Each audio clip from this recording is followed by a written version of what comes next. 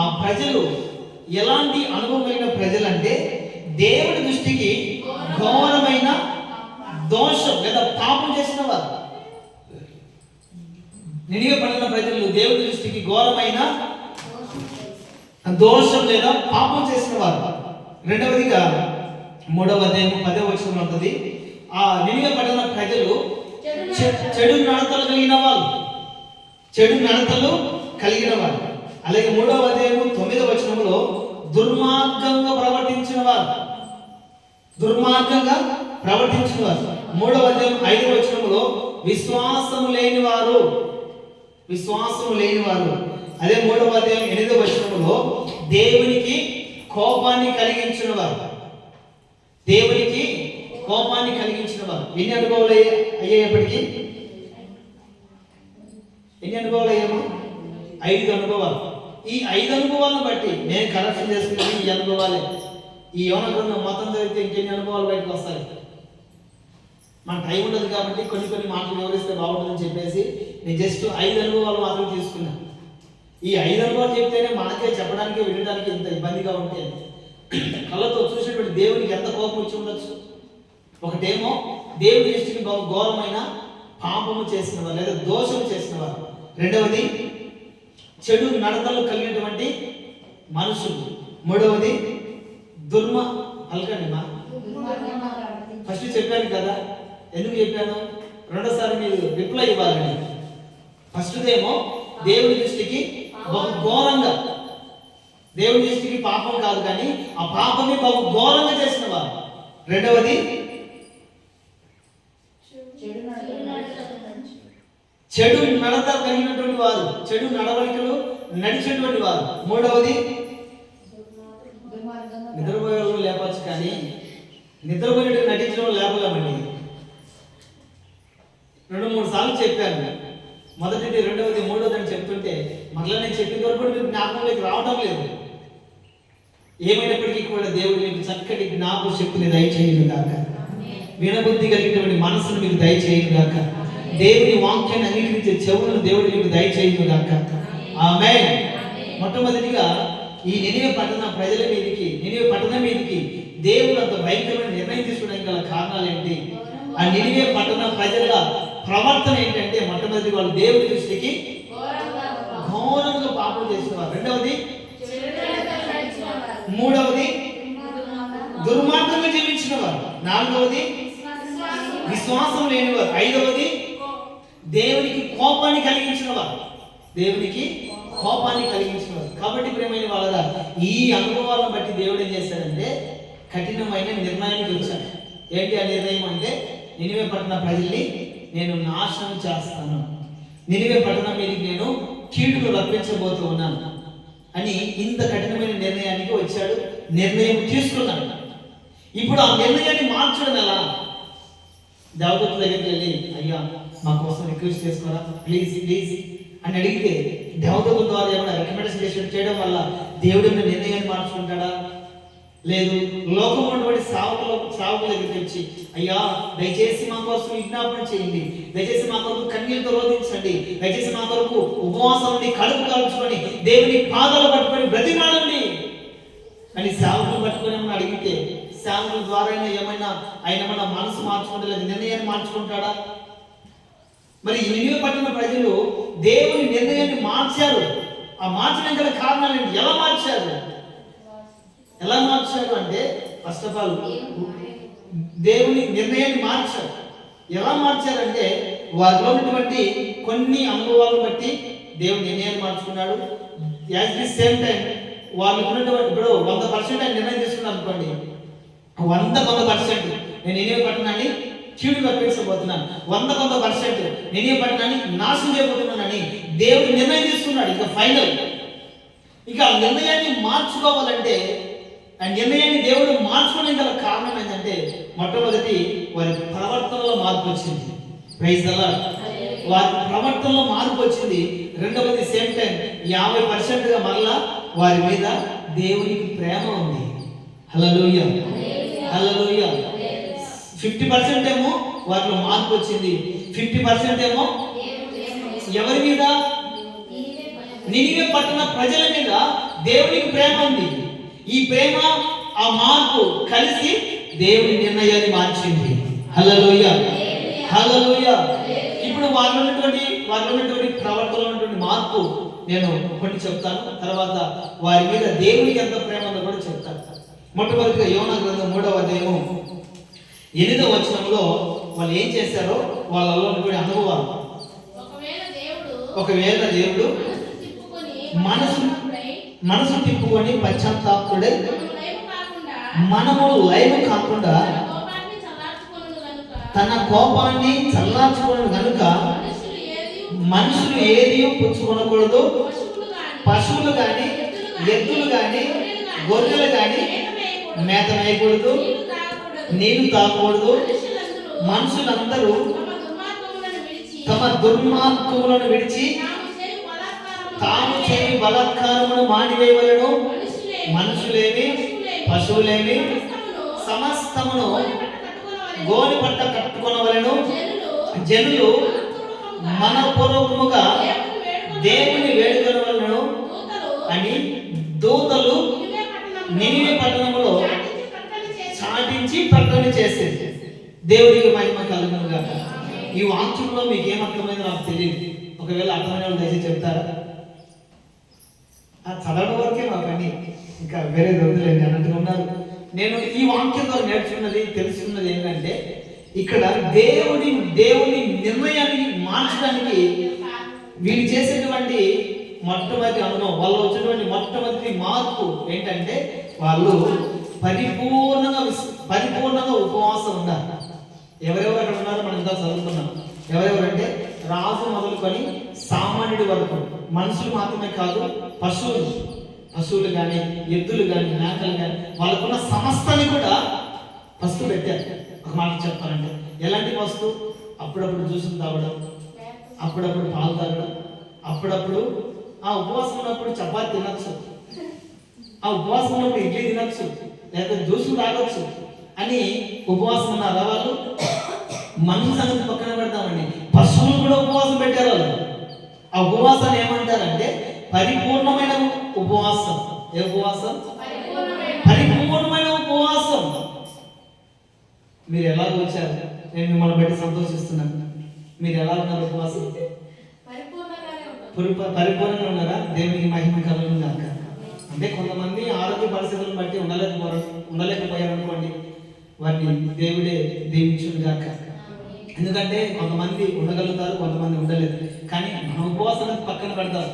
దేవుడి మహాకృప చేత దేవుడి కోపం అనేది రాలేదు కాబట్టి ఐఎమ్ సేఫ్, మన క్షేమంగానే ఉన్నాం. కానీ వారి దేవుడు డెడ్లైన్ ఇచ్చిన తర్వాత వారు ఎలాంటి ఉపవాసం చేశారంటే పరిపూర్ణమైన ఉపవాసం. ఆ ఉపవాసాన్ని మనం ఒకసారి ఆలోచిస్తే కఠినమైన ఉపవాసం అండి. ఎంత మనము సంవత్సరానికి ఒకసారి 3 రోజులు మాత్రమే మనం ఉంటున్నాం. శుక్రవారం, శనివారం, ఆదివారం వరకు. ఇంకా ఆదివారం మధ్యాహ్నం దాటిందంటే ఎప్పుడెప్పుడా కొండ మీద పడేదన్నట్టు ఉంటాం. అదేంటో తెలియదు కానీ ఉపవాసం ఉన్నప్పుడు ఆ వాసనలే వేరు. నిన్న మధ్యాహ్నం వెళ్తున్నామా, పకోడా వేస్తాను కాబట్టి చికెన్, అబ్బా మామూలు వాసన కాదు. అది ఏంటో శోధన అనిపించింది. తప్పదు కదా, వెళ్ళాలి కదా మనం. ఇంటికి వెళితే పచ్చిగా ఉన్నటువంటి పచ్చడి కూడా వాసన వస్తుంది. పచ్చిగా ఉన్నటువంటి పచ్చడి కూడా తినాలనిపిస్తుంది. శోధన అయినప్పటికీ కూడా మనము మన వ్యక్తిగత జీవితాన్ని దేవుడు దీవించాలని, మన కుటుంబాన్ని పరిచయం దేవుడు ఆశీర్వదించాలని కఠినంగా అయినా కూడా మనం 3 రోజులు ఉపవాసం ఉండగలుగుతాం. జస్ట్ నీళ్ళు తాగుతాం, మా అంటే టీ నీళ్ళు తాగుతాం. కానీ వాళ్ళు పచ్చి మంచిని కూడా ముట్టుకోలేదండి. బహుశా మన ఉపవాసంలో కొరత ఉండొచ్చేమో, కానీ ఏదో నీళ్ళు తాగుతున్నాం కాబట్టి కొంచెం కొరత ఉండొచ్చేమో, కానీ పరిపూర్ణత లేదు. వారి ఉపవాసంలో పరిపూర్ణత ఉంది. ఎలాగో అంటే వారు పచ్చి మంచినీళ్ళు కూడా ముట్టుకోలేదండి. ఎన్ని రోజులు? మనలాగా 3 రోజులా? 40 రోజులు. ఒరే నాయన, దేవుని కోపం దిగి వచ్చే లోపల సచ్చేదానికంటే కూడా ఇప్పుడే చచ్చిపోయేటట్టున్నారు నాయన, ఉపవాసం మానుకుందాం అనేవాడు లేకుండా ఉంటాడు. అప్పట్లో వింటాడు. కానీ అక్కడ రాజు ఆజ్ఞ జారీ చేస్తాడు. ఏ ఒక్కడు ఈ ఆజ్ఞను తప్పిపోయాడో మీ శాపం, మీ అవిధేయత పట్టణం మీకు అందరికి వస్తుంది, కాబట్టి భరించాల్సిందే అని 40 రోజులు వాళ్ళు పరిపూర్ణ ఉపవాసం ఉన్నారండి. మా ఊళ్ళో గుడ్ ఫ్రైడే వచ్చిందంటే నాకు తెలిసిన వాళ్ళు చాలా మంది 40 రోజులు ఉపవాసం ఉంటారు. ఎందుకని మా అంత కఠినంగా 40 రోజులు ఉపవాసం ఉంటామంటే యేసులో ఉన్నాడు. ఆయనకంటే ఒక ఉద్దేశం ఉంది, ఆయన కూడా ఒక టార్గెట్ ఉంది. ఆయన 40 రోజులు ఉపవాసం ఉన్నాడు. ఎందుకంటే సర్వ మానవాళి పాప పరిహారంగా ఆయన బలిగా మారిపోవాలి కాబట్టి, సర్వ మానవాళి పాప భారాన్ని ఆయన మోయాలి కాబట్టి, భారభరితమైన శిలువ యాగాన్ని దేవుని చిత్తాన్ని నెరవేర్చాలి కాబట్టి, దేవుడు తన తండ్రి దేవుడు తనకు అప్పగించినటువంటి పనిని సంపూర్ణం చేయాలి కాబట్టి, ఆయనకంటే ఒక గోల్ ఉంది, ఒక ఆశయం ఉంది కాబట్టి ఆయన 40 రోజులు ఉపవాసం ఉన్నాడు. మరి నువ్వు ఎందుకని 40 రోజులు ఉపవాసం ఉన్నామా అంటే, ఏమో దేవుడు ఉన్నాడు, నేను ఉన్నాను. సరే, దేవుడు ఎలా ఉపవాసం ఉన్నాడు, నువ్వు ఎలా ఉపవాసం ఉన్నావు? లేచిన పాటనే 2 చెంబులు పాలు అవుతుంది. చెప్తున్నానండి, నేను తప్పనట్లేదు. ఉపవాసం ఉండగలిగితే నిఖాలసుగా ఉండాలి. అది ఒక రోజైనా, ఒక గంట అయినా. వ్యర్థమైన ఉపవాసం 40 రోజులు ఉంటే ప్రయోజనం ఏమిటండి? లేచిన పాట 2 చెంబులు పాలు తాగుతుంది. ఇంకొక గంట 10 గంటలకు అయితే ఒక లోటమైన జ్యూస్ తాగుతుంది. 3 గంటలు 4 గంటలు అయితే బాగా పాలు కాల్చుకొని బ్రూ పడేసుకొని టీ తాగుతుంది. రాత్రి సాయంత్రం వేళల్లో పడుకునేటప్పుడు చపాతీ వేసుకొని తింటుంది. తెల్లసరికి ఇడ్లీ తింటుంది. ఉపవాసం అంటే జస్ట్ ఆమె తగలంది ఏంటంటే ఒక అన్నం మాత్రమే. ఇలాంటి ఉపవాసాలు సంవత్సరం ఉంటా ప్రయోజనమా? ఇటువంటి ఉపవాసాలు సంవత్సరం రోజులు ఉంటా, ఏమన్నా ప్రయోజనమా? మనం ఉండగలిగితే నిఖాల్సుగా ఉండాలి, పరిపూర్ణంగా ఉండాలి. ఇప్పుడు నినివే పట్టణం ప్రజల జీవితాల్లో దేవుడి నిర్ణయాన్ని మార్చడం గల కారణం ఏంటంటే, వాళ్ళు పరిపూర్ణమైన విశ్వాసంగా చేశారు, పరిపూర్ణమైన ఉపవాసం చేశారు. కొంతమంది ఉపవాసాలు చేస్తారండి, మనుషులు కనపడవాలని ఉపవాసం చేస్తారు. ఎవరు కనపడినప్పుడు మొహాలు దివాలేసి, ఏమా నేను ఉపవాసం, మాటలు రావు, వచ్చినప్పుడు మాట్లాడరు. ఏమా ఏమైంది బాధగా ఉంది, మొహం దిక్కారేసి నేను ఉపవాసం, మాటలు కూడా రావండి. అప్పట్లో ఆమె దాటిపోయిందా ఇంట్లోకి వచ్చే రచ్చ చేస్తారు మాటలతో. ఎందుకంటే ఉపవాసం అనేది కొంతమంది మనుషులు కనపడవాలని ఉపవాసం చేస్తారు. దేవుడి వాక్యం ఉంటుంది, వేషధారుల వల్లే మీరు ఉపవాసం ఇది ఇతరులు కనపడవాలని మీరు ఉపవాసం చేయకూడదు. అటువంటి ఉపవాసం దేవుడికి ఇష్టమైనది కాదు. కాబట్టి ప్రియమైన వాళ్ళరా, దేవుని నిర్ణయాన్ని మార్చడానికి వాళ్ళు ఉన్నటువంటి మొట్టమొదటి అనుభవం ఏంటంటే, వాళ్ళు పరిపూర్ణమైన ఉపవాసం చేశారు. కనుక నా ప్రియమైన వాళ్ళరా, మన జీవితంలో ఏ కఠినమైన సమస్య వచ్చినప్పటికీ కూడా, ఆ కఠినమైన సమస్య నుండి, బలమైన ఘోరమైన భయంకరమైన పరిస్థితుల నుండి మనం విడిపించబడాలి అంటే, వాళ్ళ వీళ్ళ సహాయమో వాళ్ళ వీళ్ళ రికమెండేషన్ మనకు అవసరం లేదు. కఠినమైన లేదా పరిపూర్ణమైన విశ్వాసంతో దేవునికి మొరపెడితే నిత్యంగా దేవుని నిర్ణయాన్ని మార్చుకొని ఆ కీడుని తప్పిస్తాడు. ప్రైజ్ ది లార్డ్, హల్లెలూయా. వారిలో ఉన్నటువంటి మొట్టమొదటి అనుభవం ఏంటంటే, వాళ్ళు పరిపూర్ణమైన ఉపవాసం చేశారు. రెండవదిగా అదే 3వ వచనంలో మనం చదువుకున్న వాక్య భాగంలోనే ఉంటుంది. పరిపూర్ణమైన ఉపవాసం వాళ్ళు ఎంతవరకు చేశారు? పరిపూర్ణమైన ఉపవాసం వాళ్ళు ఎంతవరకు చేశారంటే, దేవుని కోపము చల్లారేంతవరకు చేశారండి. ఎంతవరకు చేశారంటే, దేవుని కోపం చల్లారేంతవరకు చేశారు. ఎలా తెలుస్తుంది దేవుని కోపం చల్లారిందని? దేవుని కోపము చల్లారిందని మనకు ఎలా తెలుస్తుంది? ఇప్పుడు ఎగ్జాంపుల్ మనమే ఉన్నాం అనుకోండి, మన జీవితంలో ఏదైనా సమస్య ఎదురైంది, లేదా దేవుని కోపమే మన మీదకి వచ్చింది. ఏమి తలపెట్టినా కూడా అది మన ప్రయోజనకరంగా మార్చబడడం లేదు. ఏ కార్యక్రమం ప్రారంభించినా కూడా అది ఫెయిల్ అయిపోతా ఉంది. ఎక్కడ అడుగు పెట్టినా కూడా శాపం ఎదురవుతుంది, మేలుకు బతికే కీడు ఎదురవుతుంది. ప్రేమించిన వాళ్ళు దూషిస్తున్నారు, అభిమానించిన వాళ్ళు అవమానిస్తున్నారు. ఎక్కడికి వెళ్ళినా కూడా మనకు దుఃఖము కన్నీళ్ళు మాత్రం మిగులుతున్నాయి, కానీ సంతోషం నెమ్మది కూడా ఎక్కడ కదిలించట్లేదు. దీనికి కారణం ఏంటంటే, దేవుడు మనల్ని కోపగించుకుంటున్నాడు, దేవుడు మనల్ని అవాయిడ్ చేస్తున్నాడు, దేవుడు మనల్ని త్రో చేస్తున్నాడు. మరి దేవుని కోపం చల్లారాలంటే ఎలా? దేవుని కోపం చల్లారిందని తెలియాలంటే ఎలా? ఇక్కడ నినివే పట్టణ ప్రజలు దేవుని కోపం చల్లారేంత వరకు కూడా పరిపూర్ణమైన ఉపవాసం చేశారు. మరి వాళ్ళకి ఎలా తెలిసింది దేవుని కోపం చల్లారిందని? సమస్యలు తొలగిపోవడం కాదు, కానీ ప్రారంభంలో వాళ్ళు ఉపవాసాన్ని చాటించారు, అంటే ప్రకటన చేశారు. 40 రోజులు ఉపవాసం వల్ల వాళ్ళు నిర్ణయించుకోలేదు. వాస్తవంగా అయితే 40 రోజులు కావచ్చు, 50 రోజులు కావచ్చు, మేబీ 10 రోజులే కావచ్చు. దేవుడు నిర్ణయించిన ఎన్ని రోజులు? 40 రోజులు. 40 రోజుల తర్వాత దేవుడు నిర్ణయాన్ని మార్చుకున్నాడా మార్చుకోలేదో తర్వాత తెలుస్తుంది. అంటే మనం ఎన్ని రోజులు ఉపవాసం ఉండాలి? 40 రోజులు. దేవుడు నిర్ణయాన్ని మార్చుకోలేదా? అవసరమైతే 40 రోజులు జరగచ్చు, లేదు నిర్ణయాన్ని మార్చుకుంటే 30 రోజులే కావచ్చు. కాబట్టి మనము దేవుని కోపము చల్లారేంత వరకు కూడా మనము ఉపవాసం ఉండాలి. అది కూడా పరిపూర్ణమైన ఉపవాసం ఉండాలని వాళ్ళు కఠినమైన నిర్ణయం తీసుకున్నారండి. దేవుని కోపము చల్లారేంత వరకు కూడా ఉపవాసం ఉండాలి. మరి దేవుని కోపము చల్లారిందని ఎలా తెలిసింది వాళ్ళకంటే, ఈ ప్రవక్తను పడే యోనా వాళ్ళు 40 రోజులు ఉపవాసం ఉన్నాడు. దేవుడు యోనాకు ప్రత్యక్షమై అంటున్నాడు, యోనా, హలో యోనా, నా ప్రజలు మార్పు చెందారు. Praise the lord. నా ప్రజలు చెడు నడతలను మానుకున్నారు. నా ప్రజలు ఘోరమైన పాపం నుండి విమోచించబడ్డారు. నా ప్రజలు అన్యాయాన్ని మానుకున్నారు. నా ప్రజలు విశ్వాసం కలిగి బ్రతుకుతున్నారు. నా ప్రజలు నా కోపాన్ని చల్లార్చారు. కాబట్టి నువ్వు వెళ్ళి, నేను వాళ్ళ మీద కోపాన్ని తగ్గించుకున్నానని, వారి మీద నా కోపము చల్లారిపోయిందని నువ్వు వెళ్ళి చెప్పు. లేకపోతే ఇప్పటికి 40 రోజుల వాళ్ళు పరిపూర్ణమైన ఉపవాసం ఉన్నారు, ఇంకైనా ఉండడానికి సిద్ధంగా ఉన్నారు. కానీ నాకు అది ఇష్టం లేదు. నేను వాళ్ళలో కోరుకునేది ఏంటంటే, వాళ్ళలో మార్పు రావాలని కోరుకున్నాను. వాళ్ళు నా ఎందుకు భయభక్తులు కలిగి ఉండాలని నేను కోరుకున్నాను. వాళ్ళ నా ఎందుకు విశ్వాసం కలిగి ఉండాలని నేను కోరుకున్నాను. వాళ్ళలో మార్పు, మంచితనము, మానవత్వము రావాలని నేను కోరుకున్నాను. నేను కోరుకున్నట్లుగానే వారిలో మార్పు వచ్చింది. వారి మీద నా కోపము చల్లారిపోయింది. నువ్వు వెళ్ళి వాళ్ళకి ప్రకటన చేయగానే యోనా పరిగెత్తుకుంటూ వెళ్ళి ప్రకటన చేస్తాడండి. ఓ నినివే పట్టణ ప్రజలారా, ఓ నినివే పట్టణ ప్రజలారా, మీ మీద ఉన్నటువంటి నా దేవుడి కోపం చల్లారిపోయింది. Praise the lord. హల్లెలూయా. మీ పట్టణాన్ని నాశనం చేయాలన్నటువంటి దేవుడు, మీ పట్టణానికి కీడు చేయాలన్నటువంటి దేవుడు, కీడు చేయకుండా, నాశనం చేయకుండా ఆయన మానేశాడు. మీ మీద ఆయన కోపము చల్లారిపోయిందని చెప్పిన తర్వాత వాళ్ళ ఉపవాసాన్ని దిగిపోయారు. చెప్పిన తర్వాత వాళ్ళ ఉపవాసాన్ని ముగించుకున్నారు. ఇటువంటి ఉపవాసం మనం చేయగలగాలి. దేవుడు నిర్ణయాన్ని మార్చుకోవాలంటే ఇటువంటి ఉపవాసాన్ని మనం చేయాలి. దేవుడి దగ్గర నుండి వాక్కు ప్రత్యక్షం కావాలి. అప్పుడంటే ఎవరో ఉన్నాడు కాబట్టి చెప్పాడు అనుకోండి, మాకెవరు చెప్తారు? అందు గురించి శిలువ భాష వస్తారా? అలా కాదు.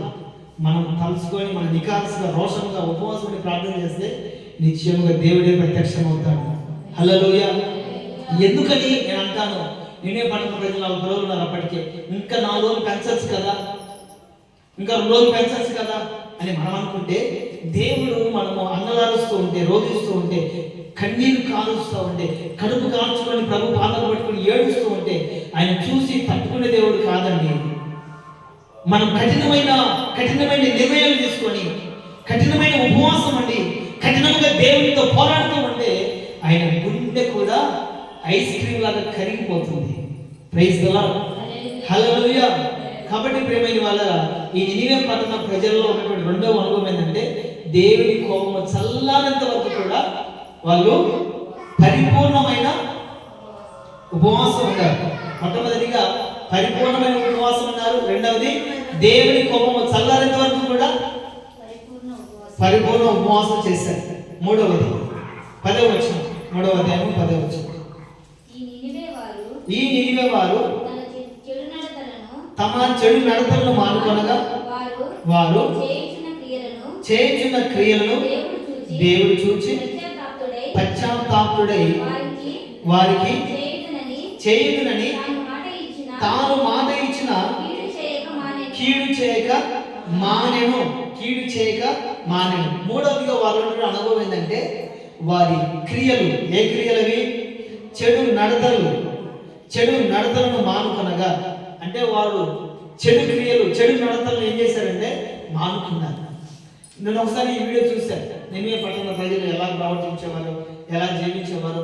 నేను ఒకప్పుడు అంటే పురాతన కాలం అనుకోవద్దండి, ఒక 10 సంవత్సరాల క్రితం డివిడి విసిడీలు ఉన్నాయి కదా, డివిడి ప్లేయర్లు. నేను గుడాల పండుగ వెళ్ళినప్పుడు కూడా ఒక 10 సీడీలు తెచ్చుకునేవాడిని. ఒక్కొక్కటి ఒక చరిత్ర, పౌలు గారి చరిత్ర, అబ్రహాము గారి చరిత్ర, మోషే గారిది, పేతురు గారిది, నినివే పట్టణ ప్రజలది, సొదొమ గుమొర్రా పట్టణాన్ని, జల ప్రళయం ఉంది, ఇవన్నీ కూడా నేను స్టోరీ తెచ్చుకునేవాడిని. నేను చిన్నప్పుడు పిల్లలు నిద్రపోకుండా ఇంకా వీడియో పెట్టాను అనుకోండి, చూసి నిద్రపోతాను. ఇంకా వాళ్ళు బుద్ధరించాల్సిన అవసరం లేదు, వీడియో పెట్టారంటే నిద్రపోతారు. పిల్లలకి ఇప్పటికీ కూడా గుర్తున్నాయి.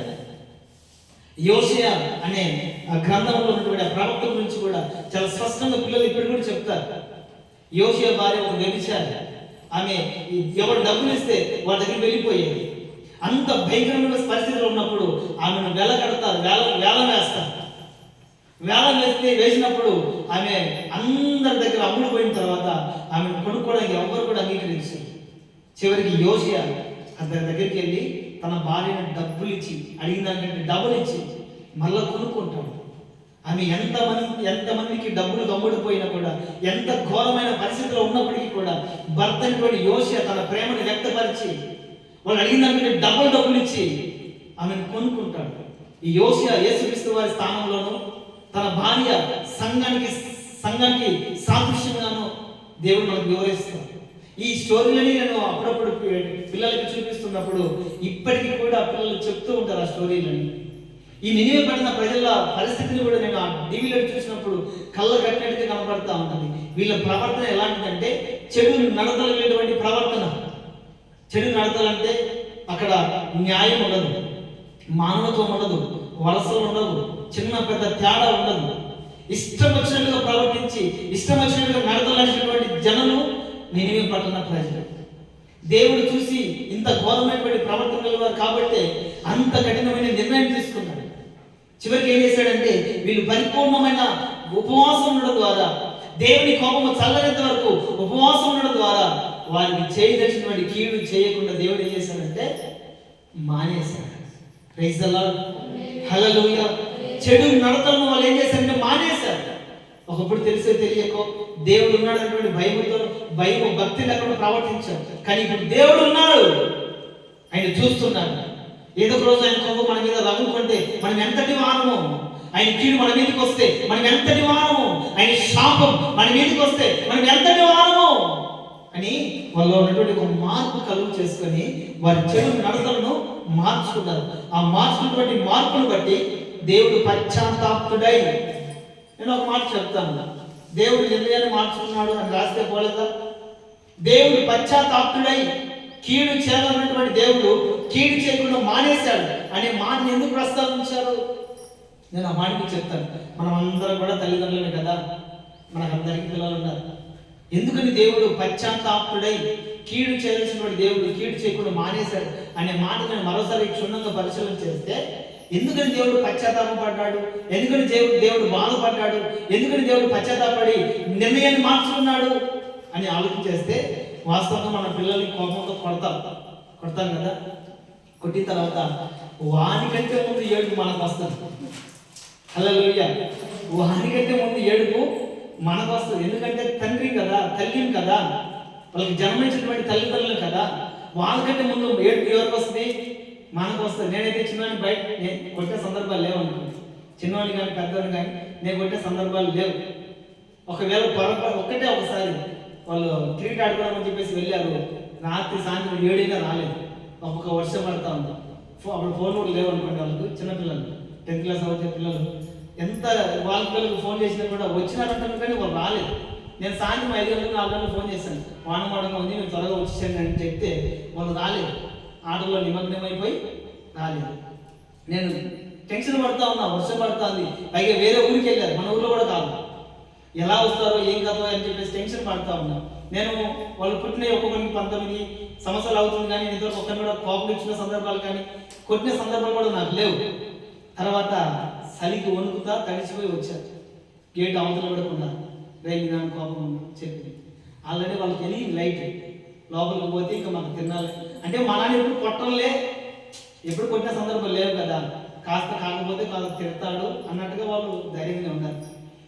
పక్కన కట్టినది కట్టె పట్టుకొని వచ్చాను అంతే, కొట్టను కూడా కొట్టలేదు. ఆ కట్టేసేసాను, కట్టగా వెళ్ళిపోయింది, ఇంకా పరాయి ఇంకా లేదు. నేను వాళ్ళు కొట్టక ముందే వాళ్ళు భయపడిన తీరు చూసి, వాళ్ళు వణికిపోయినటువంటి తీరు చూసి బెడ్రూమ్లోకి వెళ్ళి నేను ఏడ్చుకుంటా ఉన్నాను. ఎందుకంటే తల్లిదండ్రులు కదా, వాళ్ళు బాధపడినా, వాళ్ళు ఏడ్చినా, వాళ్ళు కన్నీరు పెట్టినా ఫస్ట్ ఆఫ్ ఆల్ మనం చూసి ఉండలేదు. నేను చిన్నప్పుడు కూడా పిల్లలు స్కూల్కి వెళ్ళడానికి నేను ఎక్కువ తీసుకుపోయేవాడిని కాదు. అక్కడికి వెళ్ళిన తర్వాత ఒకడేమో నేను ఉన్నాను, నేను ఈరోజు ఒకరోజు ఇంటికాడ ఉంటాను, రేపు అయితే నేను స్కూల్కి వెళ్తా ఉంటాను. వాళ్ళు ఏడ్చడం కొన్ని కాదు, అట్లా 2-3 సార్లు తీసుకుని వచ్చి ఆమె తిట్టించుకుంటాను. పిల్లలు నువ్వు బాగుపడి నువ్వు అన్నట్టుగా. అంటే వాళ్ళు ఏడ్చే తట్టుకోలేని పరిస్థితి, మరి ఏం చేద్దాం? ఇక్కడ ఎందుకని దేవుడు పశ్చాత్తాపుడై వారికి కీడు చేయాల్సినటువంటి దేవుడు కీడు చేయకుండా మానేశాడు అనే మాట నేను క్షుణ్ణంగా గమనిస్తే, దేవుడు ఎందుకు పశ్చాత్తాపడ్డాడంటే తన ప్రజల్లో మార్పు వచ్చింది. హల్లెలూయా.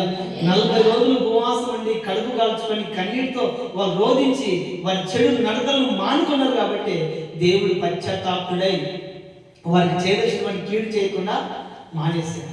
దేవునికి మహిమ కలుగును గాక. ఈ 3 అనుభవాలను బట్టి దేవుడి నిర్ణయాన్ని మార్చుకున్నాడండి. ఈ 3 అనుభవాలను బట్టి దేవుడి నిర్ణయాన్ని మార్చుకున్నాడు. మొట్టమొదటి అనుభవం ఏంటి? కాదు, పరిపూర్ణమైన ఉపవాసం చేశారు కాబట్టి దేవుడి నిర్ణయాన్ని మార్చుకున్నాడు. రెండవది, చల్లారేంత వరకు కూడా వాళ్ళు ఉపవాసం ఉన్నారు, దేవుడి నిర్ణయాన్ని మార్చుకున్నాడు. మూడవది, చెడు నడతలను వాళ్ళు మానుకున్నారు కాబట్టి దేవుడి నిర్ణయాన్ని మార్చుకున్నాడు. దేవుడికి మహిమ కలుగును గాక. ఈ నినివే పట్టణ ప్రజల మీద దేవునికి ఉన్నటువంటి ప్రేమ నేను మీకు వెల్లడిపరుస్తాను. మొట్టమొదటిగా 1వ అధ్యాయము 2వ వచనం. అక్క 2వ వచనం చదవండి. నినివే పట్టణ దోషము ఘోరమైన కనుక నీవు లేచి నినివే మహాపట్టణమునకు పోయి దానికి దుర్గతి కలుగునని ప్రకటింపుము. ఈ సంచాలన ఇక్కడ నినివే పట్టణ ప్రజల దోషము దేవుడి దృష్టికి బహు ఘోరంగా కనపడుతుంది. ఈ ఘోరమైనటువంటి వాళ్ళ ప్రవర్తన బట్టి దేవుడి నిర్ణయం తీసుకున్నాడు, నేను వారిని నాశనం చేస్తానండి. మరి ఇక్కడ దేవుని ప్రేమ ఎక్కడ కనపడుతుంది, ఎలా కనపడుతుందంటే అక్కడ ఎవరు చెప్తున్నాడు? నినివే పట్టణం వెళ్ళి నువ్వు ప్రకటింపమని ఎవరు చెప్తున్నాడు అంటే, ఎవరు చెప్తున్నాడు? యోనా. అంటే తన సేవకుడు లేదా తన ప్రవర్తనను బట్టి యోనా చెప్తున్నాడు. అప్పుడు దేవుని ప్రేమ అంటే మనం ఒకసారి ధ్యానం చేద్దాం. దేవుని ప్రేమ ఎలా కనబడుతుందో మనం ఒకసారి ఆలోచించేద్దాం. ఇప్పుడు నినివే పట్టణ ప్రజలు దేవుడి దృష్టికి బహు ఘోరమైనటువంటి పాపం చేశారు. ఆ పట్టణాన్ని కాల్చేయాలని, పట్టణాన్ని నాశనం చేయాలని, కీడుతో దాన్ని తుడిచివేయాలని దేవుడు నిర్ణయించుకున్నాడు. ఓకేనా? పాపం చేసింది వాళ్ళు, నిర్ణయం తీసుకుంది దేవుడు. సేవకులు ఎందుకు చెప్పాలి? వాళ్ళు చేసేటువంటి పాపానికి శిక్ష వేయచ్చు, దాంట్లో ఏమాత్రం సందేహం లేదు. మరి సేవకులు ఎందుకు చెప్పాలంటే ప్రేమ. హల్లెలూయా, హల్లెలూయా. సేవకుని వెళ్ళి చెప్తే వాళ్ళు ఏమైనా మార్పు వస్తుందేమోనని నినివే పట్టణ ప్రజల మీద ప్రేమ. సేవకునికి చెప్పాడు, ఇదిగో నేను నిర్ణయం తీసుకునేది కానీ ఈ నిర్ణయం వాళ్ళ మీద చేయకముందే నువ్వు వెళ్ళి ఒక మాట చెప్పి చూడు, నువ్వు వెళ్ళి వాళ్ళకి ఒక మాట చెప్పి చూడు, ఏమైనా మారుతారేమో. అప్పుడు మన మీద నినివే పట్టణ ప్రజల మీద దేవుడికి ఏమున్నట్లు? ప్రేమ ఉన్నట్లు. నా ప్రియమైన వాళ్ళరా, దేవుడు కూడా కొన్ని సందర్భాల్లో యెషయా గ్రంథంలో ఒక మాట అంటారు, తన ప్రజలతో తన పిల్లలతో మాట్లాడలేని పరిస్థితులలో ఎవరితో చెప్తాడంటే ఆకాశంతోనూ భూమితోనూ చెప్తాడు. ఆకాశమా ఆలకింపుము, భూమి చెవియెక్కుము, నేను నా పిల్లలను పెంచి పోషించి పెద్దవాడిని చేశాను, ఈరోజు వాళ్ళు నా మీద తిరగబడుతున్నారు. ఏం తన పిల్లలు చెప్పుకోవచ్చు కదా, తన ప్రజల్ని తన స్వాధీనముకు రూపించినటువంటి ప్రజల్ని ఆయన ఏమైనా చేయడానికి సర్వాధికారం ఆయనకుంది. మరి ఆకాశంతో భూమితో ఎందుకు చెప్పాలి? ఎందుకంటే ఆకాశమైనా ప్రజలకు చెప్తుందేమోనని, భూమి అయినా ప్రజల పిల్లలకు చెప్తుందేమోనని చిన్న ప్రేమ అండి. నా ప్రియమైన వాళ్ళ దేవుడు నినివే పట్టణ ప్రజల మీద ఉన్న ప్రేమ ఎలా కనబడుతుందంటే ఆ సేవకుడితో చెప్తున్నాడు యోనాతో, యోనా నువ్వు వెళ్ళి వాళ్ళు ఇలా నువ్వు ప్రకటించు. ప్రేమ లేకపోతే యోనాకు చెప్పాల్సిన అవసరము లేదు. కాబట్టి నీకు ప్రేమైన వాళ్ళగా దేవుని ప్రేమ సేవకుల ద్వారా వాళ్ళకి ప్రకటన చేసింది. రెండవ అనుభవం 3వ అధ్యాయము 2:4. నీవు లేచి నినివే మహాపురమునకు పోయి నేను నీకు తెలియజేయు సమాచారము దాన్ని ప్రకటన చేయుము. దాన్ని దాన్ని ప్రకటన చేయము. కాబట్టి యోనా లేచి యెహోవా సెలవిచ్చిన ఆజ్ఞ ప్రకారము నినివే పట్టణమునకు పోయి. ఇక్కడ నాశనం చేస్తానని ప్రకటన చేయమని చెప్పాడు. అంటే వారిలో ఒక భయం కలగాలి, వారిలో ఒక భయం కలగాలి. యోనా నువ్వు వెళ్ళి ఆ పట్టణాన్ని నాశనం చేస్తానని వెళ్ళి చెప్పు అని చెప్పాడు. అంటే నాశనం చేస్తానని దేవుడు చెప్పినప్పుడు వారికి ఒక భయం వచ్చిన తర్వాత వారిలో మార్పు వస్తుందని దేవుడు తన ప్రేమను కూడా వెల్లడి చేశాడు. మూడవదిగా 3:10 ఈ నినివే వారు మానుకొనగా దేవుడు చూచి పశ్చాత్తాపుడై చేయుదునని తాను మాట ఇచ్చిన వారికి కీడు చేయక మానేను. అక్కడ వారి వరకు ఏం చేశాడంటే దేవుడు కీడును కూడా మానేశాడు, కీడు చేయకుండా మానేశాడు. ఎందుకని? వారి మీద దేవుడికి ఏముందని కీడు చేయకుండా మానేశాడు? ప్రేమ. సేవకులు పంపించి ప్రకటించడం చెప్పడానికి గల కారణం దేవుడి ప్రేమ. నాశనం చేయబోతున్నానని చెప్పడానికి గల కారణం దేవుడి ప్రేమ. కీడు చేయకుండా మానేసని చెప్పడానికి గల కారణం దేవుడి ప్రేమ. మూడవదిగా 1వ అధ్యాయము 17వ వచనం. 4వది గొప్ప మత్స్యము ఒకటి యోనాను మృంగవలని యెహోవా నియమించి ఉండగా యోనా 3 దినములు ఆ మత్స్యము యొక్క కడుపులో ఉండెను. ఇక్కడ ప్రవక్త అయినటువంటి యోనాను 3 రోజులు చేప గర్భంలో ఉంచడానికి గల కారణం ఏంటి? నేను ఒక మాట చెప్తానండి. ఇటు చూస్తే సేవకులు వినట్లేదు మాట, ఇటు చూస్తే సేవకులు వినట్లేదు, అటు చూస్తేనేమో తన ప్రజలు నాశనమైపోతున్నారు. ఇటు సేవకుడికి మందలించాలి, అటు ప్రజలు రక్షించాలి.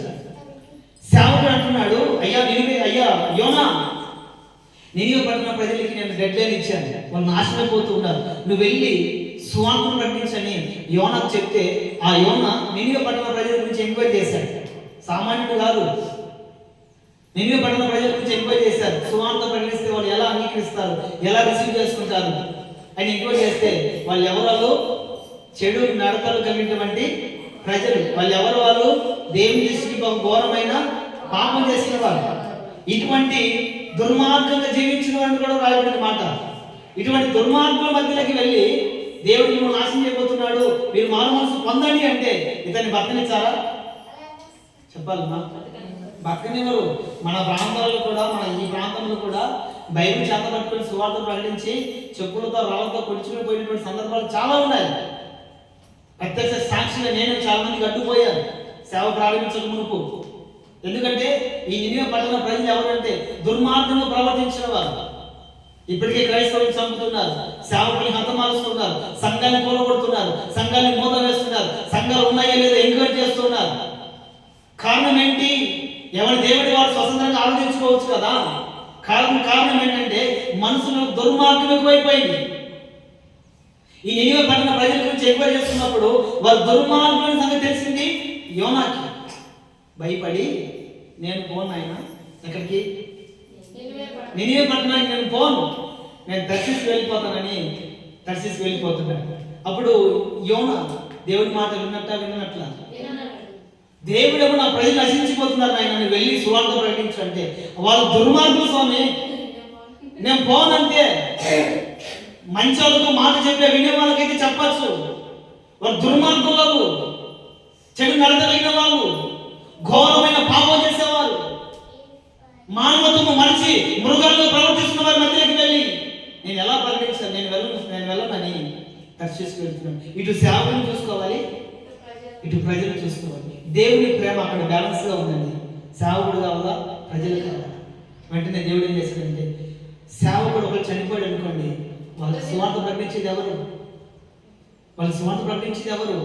వెంటనే చేపకు ఆజ్ఞాపిస్తారు. నా సేవకుని నీళ్ళలో వేయబోతున్నారు.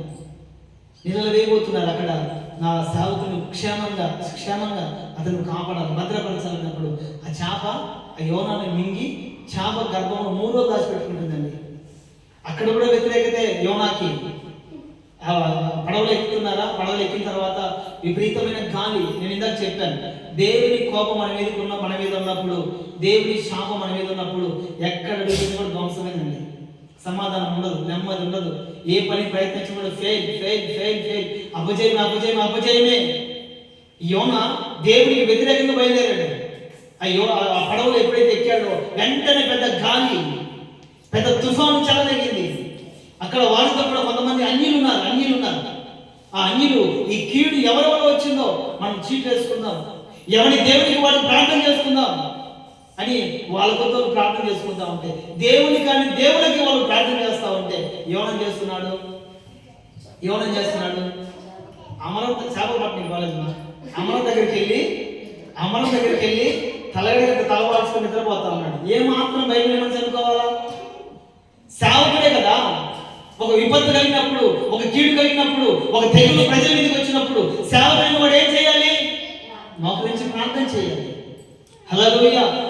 ఇశ్రాయేలు ప్రజలు తెగులుతో కుప్పకూలిపోతుంటే, పిట్టలా రాలిపోతుంటే మోసే ఏం చేశాడు? మోకాళ్ళ నుండి చేతులు పైకెత్తి ప్రార్థన చేశాడు. తెగులు ఆగిపోయాయి.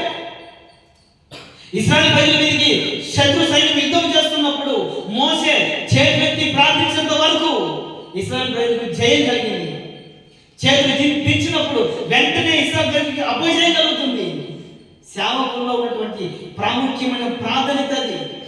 సేవకుని ప్రార్థన బహు విలువైనది, సేవకుని ప్రార్థన బహు బలమైనది. మరి ఈ సేవకుడు ఏం చేస్తున్నాడు? విపత్తు కలిగింది. వారు దేవుళ్ళు కానీ దేవుళ్ళకే వాళ్ళు ప్రార్థన చేసి దండం పెట్టి మొత్తుకుంటా ఉంటే, నిజ దేవునికి వెళ్ళిపోయి యోనా ఏం చేస్తున్నాడు? పడుకొని నిద్రపోతా ఉన్నాడు. వాళ్ళు ఎంత ప్రార్థన చేసినా కూడా ఆ పరిస్థితులు సర్దుమనట్లేదు. ఎందుకంటే వాళ్ళకు ఇంకా బహుశా మనం అనకూడదు, కానీ వాళ్ళ ప్రార్థన వాళ్ళ దేవుడు అంగీకరించారు, వినలేదు. మీ చివరికి వాళ్ళు ఒక నిర్ణయానికి వచ్చారు, ఈ విపత్తు కలగడానికి కారణం ఎవరు అని చీట్లు రాసి, వాళ్ళకున్నటువంటి పేర్లు చీట్లు ఎత్తారు. ఎవరి పేరు వచ్చింది?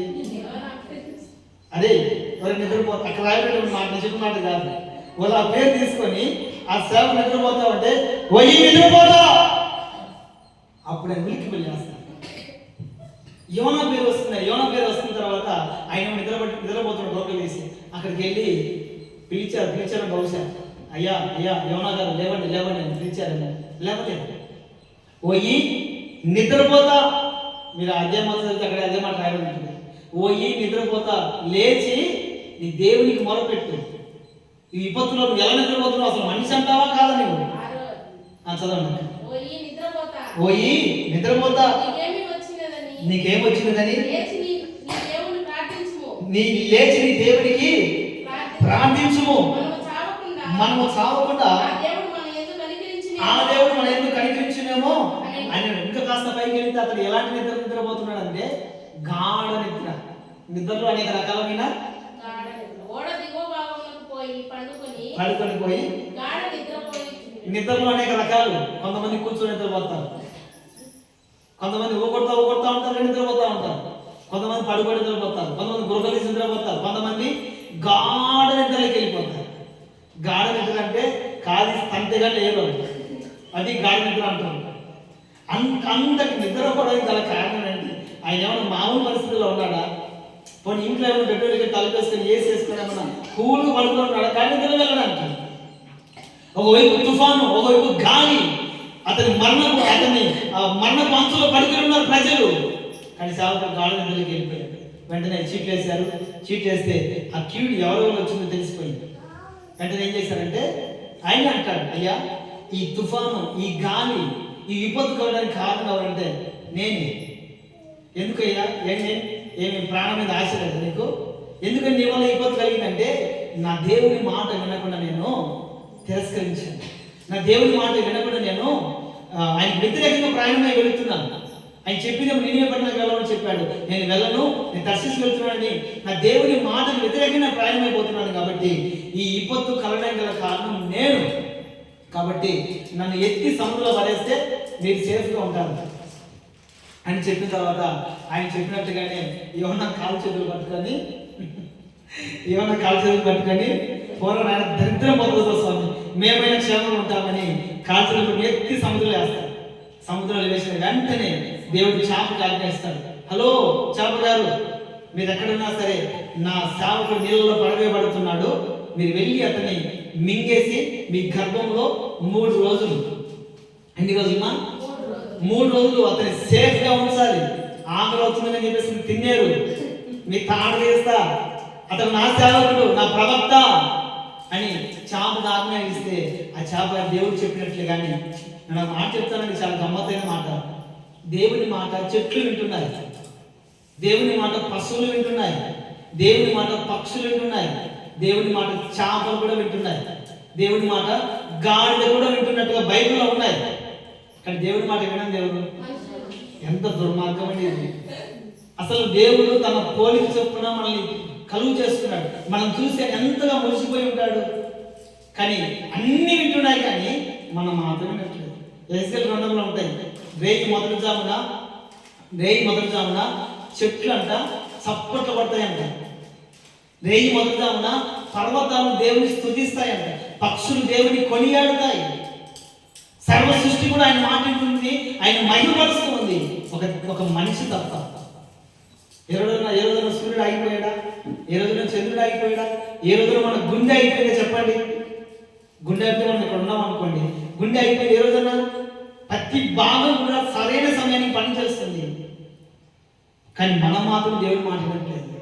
వెంటనే ప్రియమైన వాళ్ళగా ఆ చేపకు ఆగ్నేయంగా ఆ చేప 3 రోజులు కడుపులో పెట్టుకొని సేఫ్గా మళ్ళా నినివే పట్టణానికి వెళ్ళి కక్కుమంటే అది నినివే పట్టణానికి వెళ్ళి కక్కింది. ఆయన రాకపోయినా పర్లేదు, దేవుడు ఎలా తీసుకొని వచ్చాడు? నేను పోనీ నినివే పట్టణానికి అన్నాడు యోనా, కానీ దేవుడు ఎలా తీసుకొని వచ్చాడు? జుట్టు పట్టుకొని తీసుకొని వచ్చాడు. ఒక మాట చెప్పాలంటే చేపతో తీసుకొని వచ్చాడు. ఇంకో మాట చెప్పమంటారా? ఆ చేప గర్భం ఉన్నప్పుడు అయ్యేగారికి మనోనేతలు వెలిగాయి. చేప గర్భంలో నుండి అగాధ జలములలో చేప గర్భం నుండి యెహోవాకు ప్రార్థన చేశాడు. తర్వాత దేవుడు ఆజ్ఞించినప్పుడు ఆ చేప నినివే పట్టణం దగ్గర కట్టిన తర్వాత అప్పుడు బయటకు వచ్చి నినివే పట్టణ ప్రజలకి ప్రార్థన చేస్తాడు. అప్పుడేమైనా వాళ్ళగా ఈ యోనాని చేప గర్భంలో 3 రోజులు దాచిపెట్టి ఉండడానికి గల కారణం ఏంటి? ప్రజల మీద దేవునికి ఉన్న ప్రేమ. హల్లెలూయా, హల్లెలూయా, హల్లెలూయా. ఇంకొక మాట కూడా చెప్తారు, చివరి మాట 2వ అధ్యాయము 1:9 వరకు.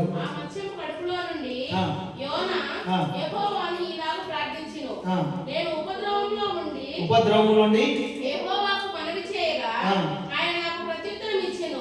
పాతాళ గర్భంలో నుండి నేను కేకలు వేయగా నీవు నా ప్రార్థన అంగీకరించి ఉన్నావు. నీవు నన్ను అగాధమైన సముద్ర గర్భంలో పడవేసి ఉన్నావు. చాలు ఆయన పరిస్థితి ఆయన చెప్పుకుంటాడు. ఆయన ఎంత శ్రమ పడ్డాడో కూడా చెప్పుకుంటున్నాడు యోనా. ఈ యోనా గారు అంత శ్రమ పడడం గల కారణం ఏంటి? యోనాను దేవుడు అంత శ్రమ పడడం గల కారణం ఏంటంటే తన ప్రజల నిమిత్తమై, తన ప్రజల మీద ఉన్నటువంటి ప్రేమ నిమిత్తమై తన సేవకుని దేవుడు ఏం చేశాడంటే శ్రమ పెట్టాడు. వాస్తవం చెప్పాలంటే మీరు గమనించండి, సేవకుల మీద ఉన్నటువంటి ప్రేమ కంటే కూడా దేవునికి తన ప్రజల మీద ప్రేమ ఎక్కువ. ప్రైజ్ ది లార్డ్, హల్లెలూయా. కనుకనే ఒక సేవకుడు ఘనమైన సేవ చేయనివ్వండి, అతనికి కలిగే ఘనత ఏంటంటే అతను మరణించిన తర్వాత దేవుడు తన దేవదూతలను పంపించి బ్యాండ్ మేళాలతో తన ఆత్మను ఊరేగించుకుని తీసుకుపోతాడు పరలోకానికి. మరి దేవుడి ప్రేమ ఈ విధంగా అనుకుందా?